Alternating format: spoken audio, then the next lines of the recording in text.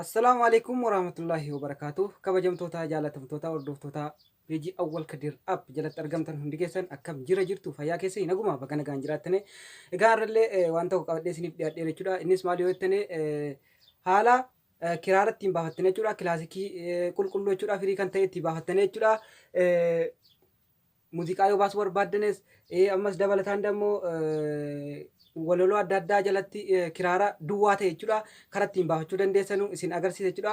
Amma fakkeenyaaf kiraara akkamitti laata waliin dhaggeeffanname jalqaba irratti kan hin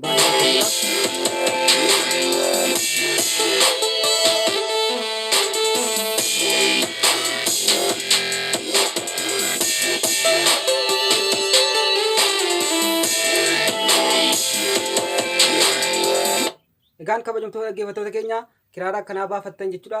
Liinkii isaa YouTube jalan siniif kaa'aa jira, description jalan siniif kaa'aa jira. YouTube keessan galtanii awwal kadir app ittanii gabareetanii booda kun haala kanaan akkanatti sinii baha jechuudha. Subscribe kana akkanatti cuqaasaati, beeksisa taati, mallattoo asirratti dhuftu kanas akkanatti cuqaasaa sinin jira. Egaa description warri hin beekne jechuudha. Yoo jiraattan hin jiru. Egaa mallattoo asirratti argamtu kana hoggasin akkanatti cuqaastaa jechuudha. Ajjalatti kun asirratti liinkii feesbuukii asirratti siniif kaa'aa jechuudha. Egaa haala kanaan argachuu dandeessan jechuudha. Inni dabalataa immoo pileestoorii keessa yoo hidhattanis jechuudha. Kunoo aappiin sun jechuudha. Aappii kana jechuudha DPM jettanii bareetanii buufattan jechuudha. Hogga buufattanii haala kanaan itti seentan jechuudha. Waa tokko waan isin barbaachisu tokko hin qabu. Egaa hamma hin baafne jechuudha. Kiraara baafna. Kunoo akkuma asirratti argitanu.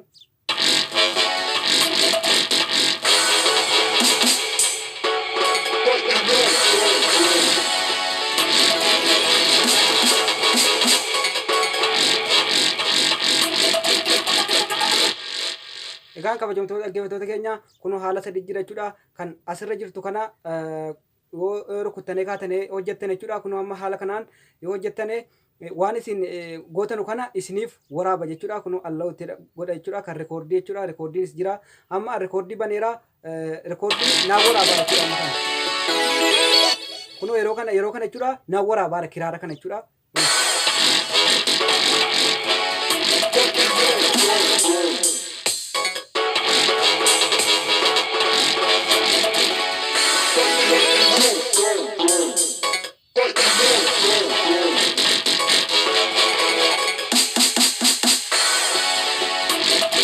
Egaan kabajamtoota dhaggeeffattoota keenya kana fakkaata barnoonni keenya irraa ni jaallattan jedheen abdadha.